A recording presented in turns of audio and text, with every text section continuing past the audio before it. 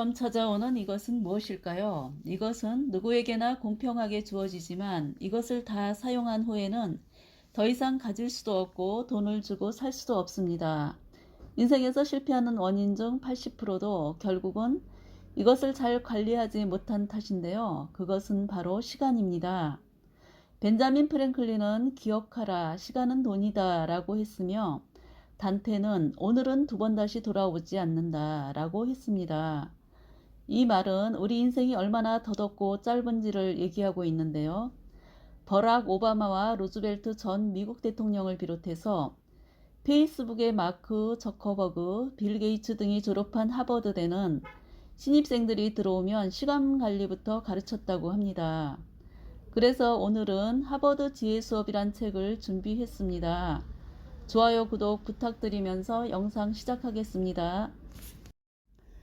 78가지 사례로 배우는 행복과 성공을 위한 연금술 하버드 지혜 수업의 저자는 지린대학교 출신의 청년학자이며 심리 전문가로 돈 버는 80가지 습관, 나는 하버드에서 인생을 배웠다. 하버드 부자 수업 등의 저자로도 유명한 무청강님으로 오늘 영상은 이 책의 목차 중 4번째 장으로 시간은 가장 귀한 자산이다 라는 주제입니다.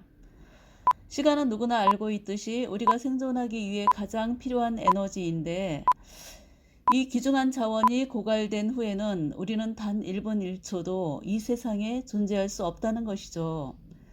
그렇다면 하버드 출신의 성공한 이들이 찾아낸 시간의 연금술은 무엇인지 알아보겠습니다.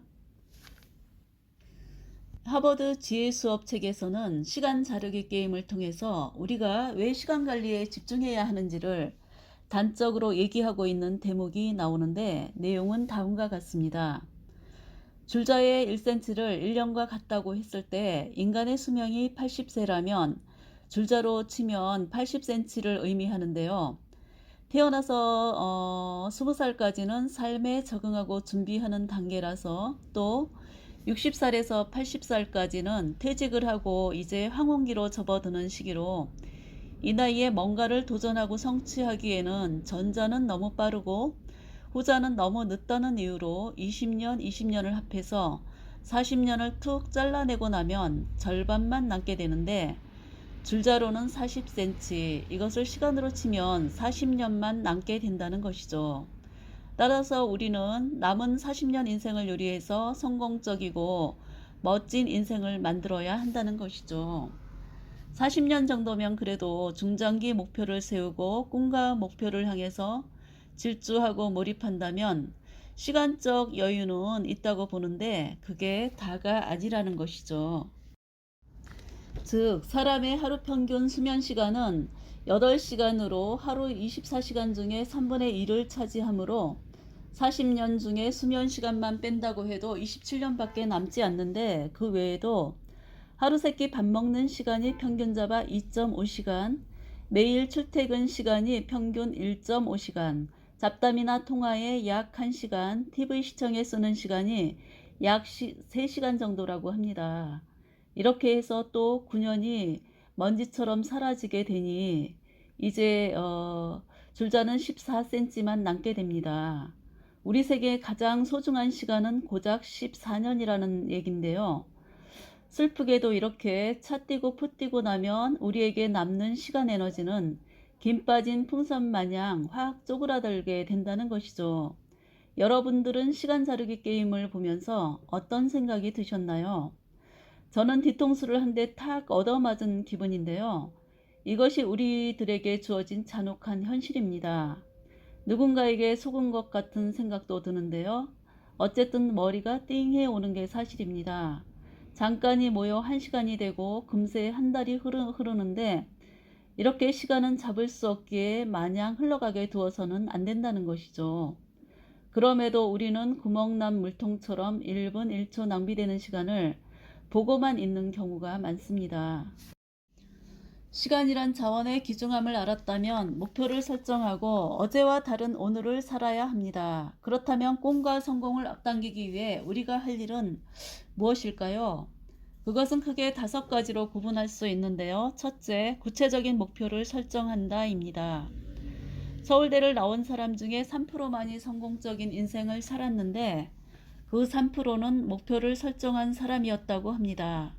목표를 정하고 그 목표를 향해서 전력 질주한다면 우리는 누구나 꿈을 이룰 수 있는데 목표 자체가 없다면 가야 할 방향이 정해지지 않았기에 길을 잃고 방황하기 쉽습니다. 그리고 마감 시간을 정하면 그 시간을 맞추기 위해 부단히 노력할 것이고 그 결과 꿈과 성공을 앞당길 수 있습니다. 예를 들어 다이어트를 하고 싶은 분이라면 3개월 안에 몸무게 3kg를 뺀다, 또는 사회적으로 성공하고 싶은 분이라면 자기계발 책이나 전문 서적 등을 1년에 100권 읽는다.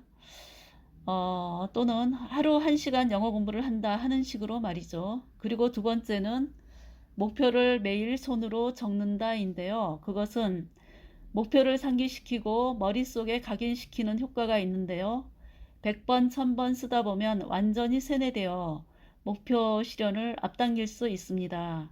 그리고 세 번째는 실천 사항을 매일 시간을 정해서 반복 실행한다입니다. 이 말은 처음 하는 일은 누구에게나 서툴고 어렵지만 그 일을 계속 반복하다 보면 요령이 생겨서 누구보다 잘할 수 있고 빨리 할 수 있습니다. 따라서 처음에는 1시간 걸리던 일이 시간이 갈수록 내공이 생겨서 40분, 30분, 20분 등으로 시간이 빨라지게 됩니다. 도둑질도 하다 보면 느는데 성공적이고 행복해지기 위한 몸부림은 말할 것도 없겠죠. 네 번째는 아침 시간이나 자투리 시간을 활용한다인데요. 이 대목 정말 중요합니다.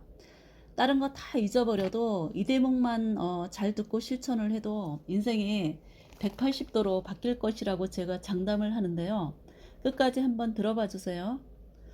특히 아침 시간은 집중하기 좋은 시간으로 아침에 1시간은 낮 3시간과 맞먹고 아침 2시간은 낮 시간대 6시간과 맞먹는 것으로 아침 시간 활용이야말로 고무줄처럼 시간을 쭉 늘려 쓸 수 있는 마법이라고 할 수 있습니다.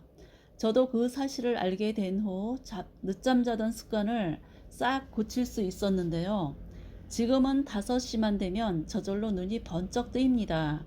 그래서 그 시간을 이용해서 책도 보고 블로그에 글도 올리게 되는데, 그러다 보니 제가 평상시에 책도 한 권 안 읽던 사람이 책을 엄청나게 많이 읽을 수가 있었어요. 그래서 한 달에 보통 이제 15권 정도를 읽는데 10권에서 15권 정도 읽는데 1년이면 180권, 5년이면 900권, 거의 1000권 정도를 읽을 수 있어요. 그래서 시작이 반으로 누구나 시작만 하면 가능하다는 것이죠. 이렇게 책을 한 권도 잘 안 읽던 사람이 책을 100권, 300권, 500권, 1000권, 1500권 그렇게 읽다 보니 이제 사고 자체가 완전히 바뀌고, 제가 그러다 보니 생각도 행동도 달리 하게 되는 것이죠.